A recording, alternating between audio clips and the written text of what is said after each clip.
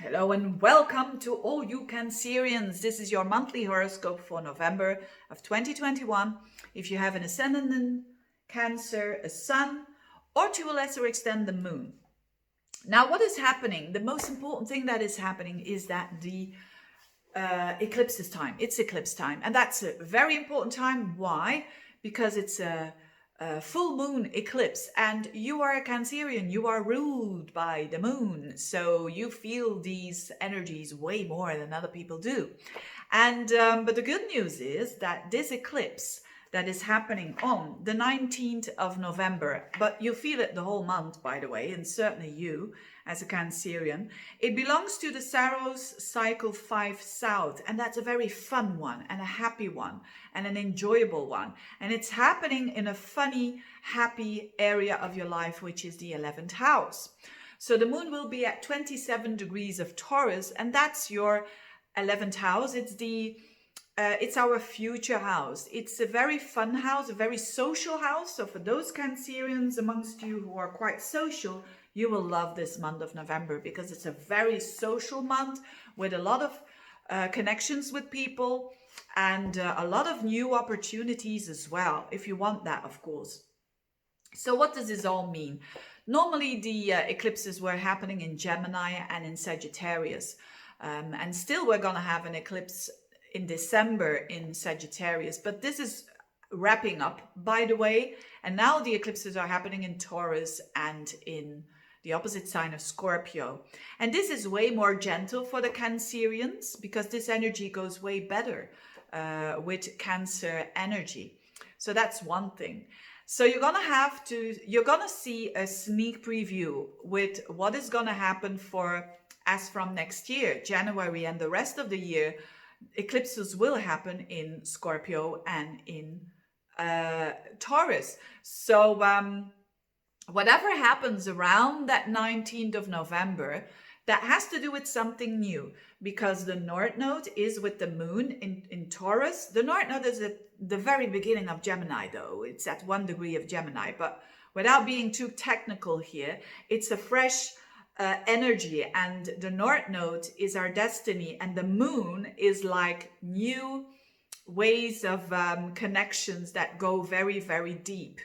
And the 11th house is the house of friends, so you could be connecting with new people and that go very deep, that go very long lasting, because that's what Taurus is all about. Taurus is about long lasting energy, it's long term.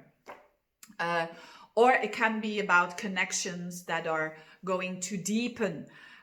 It's certainly in a very positive way. You're gonna see like, oh yes, that is the person that is important in my life, and that is a person that is a bit less important in my life, but that's okay. And so you're gonna see the quality of certain people, because that's Taurus. Taurus is a sign that's all about quality, and it wants rather quality than quantity. And so it is for you with this eclipse happening in your 11th house. You may feel like, oh yes, there are maybe just a few friends there that are very important, but that give you that nurturing energy, which is the moon, and the other way around, vice versa. So that's a beautiful thing. On another level, that 11th house also represents your goals for the future. So you could be having a new idea, a new goal that you want to have for the future, whatever it is. It's whether it is work related or personal, a new goal that you can be setting around that time. And that's going to be very significant for next year, that you are, and it's going to have a very positive, joyful, playful kind of energy, because that's the energy of the Saros cycle that is related to that goal. So whatever it is, it's quite an enjoyable month for you. And there's also a lot of Uranus energy going on, and Uranus has to do with excitement.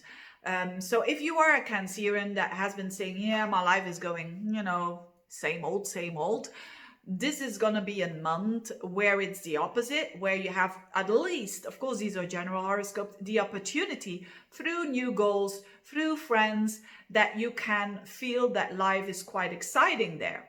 Because especially around that full moon, around the 19th, Mars is going to oppose Uranus, and then Venus is going to trine Uranus. So that means that there is some liberation going on.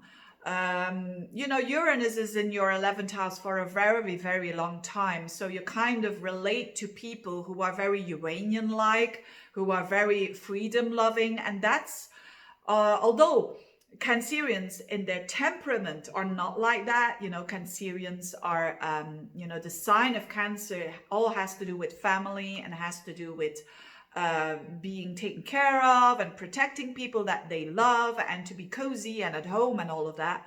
But Uranus in the 11th kind of is the opposite energy and shows that the Cancerians need, especially in their connections with people that they connect with on a friendly basis, that they show excitement in life and they show individuality in life, so that they have to do their own thing. That's going to be activated in the month of November, but you're going to have a lot of fun with it.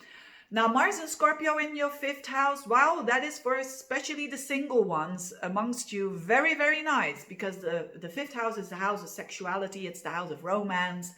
And so you could be really meeting someone new, and it's going to be a Scorpionic kind of person. Scorpio has to do with strong, powerful people that you're going to attract. Power in some sort of way. That could be powerful when it comes to money, or it could be powerful because of their personality. Whatever it is, you will attract strong people there. Or you could, if you're already in a relationship, you just could have more fun, and you could do more things that, you know, more sports or more hobbies that you're doing, just having a great time, basically. The 5th house is the house of restaurants, cafes, cinemas, and all of that. So do that for sure. And another thing, last but not least, is Venus. So yeah, Venus in your opposite sign will be in Capricorn, and Capricorn is the opposite sign of relationships. Now, you are going to have Venus there for a long time, and it's entering its shadow period around the 18th of the month, and it's at 11 degrees of Capricorn. So what does it mean? It means that there's a transformation going on for you on a relationship level. So whether you're in a relationship or not, I'm going to talk about this in the months coming up, because now it's just the beginning of it. But Venus in the 7th house is definitely about a transformation when it comes to relationships. So the way that you relate now to other people in your one-to-one, in your significant relationship, or if you are single, the way that you want to relate to others, it's going to change. Flip side, you know, it's going to die and it's going to be reborn. Whatever that's going to mean for you, we'll see in the next horoscopes. Thank you so much for watching. Have a very good month. Bye-bye.